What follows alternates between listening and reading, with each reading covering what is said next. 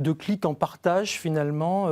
On peut tout savoir, même parfois ce que l'on ne veut pas faire savoir, et ça c'est plus compliqué, et nos données personnelles nous échappent. Heureusement, Fabien Normand a peut-être une solution pour nous. Vous êtes un expert du web, membre d'une association d'éducation numérique populaire qui est basée à Besançon, ça s'appelle Tinternet et compagnie, et on va s'intéresser à notre identité numérique. Alors qu'est-ce qu'il faut faire et qu'est-ce que c'est déjà que l'identité numérique? Alors, l'identité numérique, déjà, c'est l'ensemble de vos données personnelles qui sont publiées sur Internet et qui vous définissent en tant qu'individu.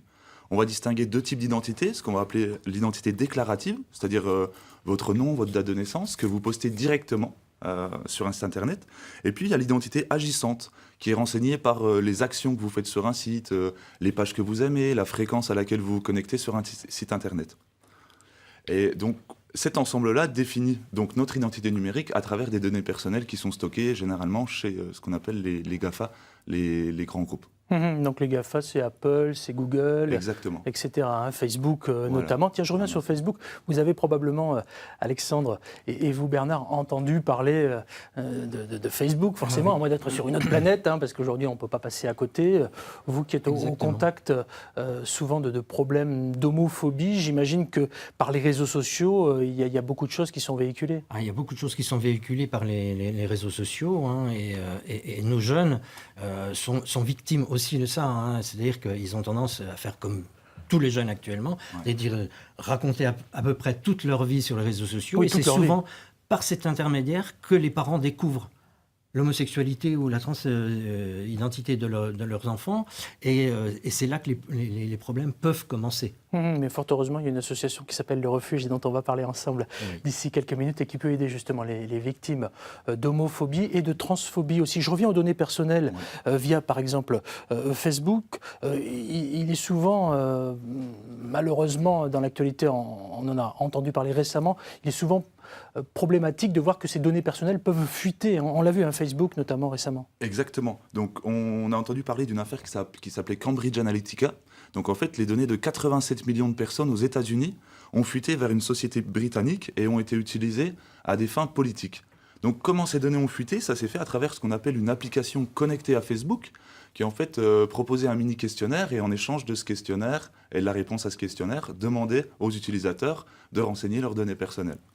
Donc cette pratique est légale et malheureusement elle est très courante aussi. Ouais, on ne va pas se cacher qu'il y a forcément dans tous ces sites internet, ces applications, etc., des choses qu'on ne lit jamais, parce qu'il y a 500 pages à lire. Exactement. Et c'est toujours extrêmement compliqué. Maintenant, j'ai envie de vous poser la question, comment, Fabien, finalement, on doit protéger ces données internet? Qu'est-ce qu'il faut qu'on fasse? Écoutez, la première des choses, je pense que comme vous l'avez dit, ça serait peut-être de lire et de prendre le temps, justement, de regarder les autorisations qu'on accorde à ces diverses applications qu'on installe au quotidien. Et ça, franchement, Bernard, Alexandre, vous avez déjà lu Non. Bon, bienvenue au club, moi non plus. Et puis, de vous à moi, tous les 15 jours, ça change. Effectivement. Donc, voilà. Donc, le premier conseil que je peux quand même donner, c'est éviter les boutons Facebook Connect et Google Connect. D'accord. Ces boutons, en fait, vous permettent de lier une application à votre compte Facebook ou Google, par exemple.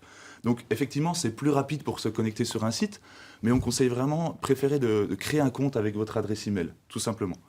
Alors, comment fonctionnent au final ces applications qui sont connectées et qui récupèrent nos données? Souvent sur Facebook, on voit qui je serai dans 20 ans ou quelle star je suis. Et en fait, ces mini-jeux nous proposent en échange de la réponse d'avoir accès à nos données personnelles. Donc c'est très lisible et très clair, vous le trouvez lorsque vous vous connectez à Facebook, vous voyez cette mention, avoir accès à mes contacts, avoir accès à mes photos, et ça, on l'autorise. Et donc on autorise ces applications à avoir accès à nos données. Donc il faut faire attention déjà là-dessus. Effectivement. Ça c'est vraiment la première des choses. Il y a des applications donc, qui sont connectées à Facebook, on n'en a pas forcément toujours conscience, mais tout est lié en fait. C'est ça, c'est ça. Il y a une application qui vous permet en fait d'avoir un peu une vue d'ensemble de tout ça, qui s'appelle MyPermission, qui est une très bonne application, on la voit qui vous permet d'avoir une vue d'ensemble des autorisations que vous accordez, alors que ça soit sur mobile, pour savoir quelle application a accès à votre position GPS, quelle application a accès à votre liste de contacts, mais aussi sur vos comptes Facebook.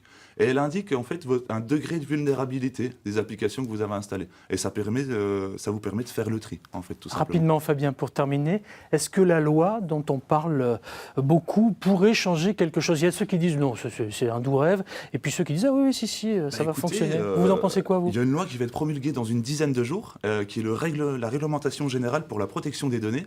Et effectivement, c'est en train de changer. On est un peu surpris de voir ça, mais ça prévoit que les entreprises qui collectent des données de citoyens européens demandent un consentement clair et explicite, mais aussi fournissent des explications sur les données, sur l'usage qu'ils vont faire de ces données. Donc la loi évolue, va dans le bon sens. Maintenant, on va voir comment ça va se passer à l'avenir.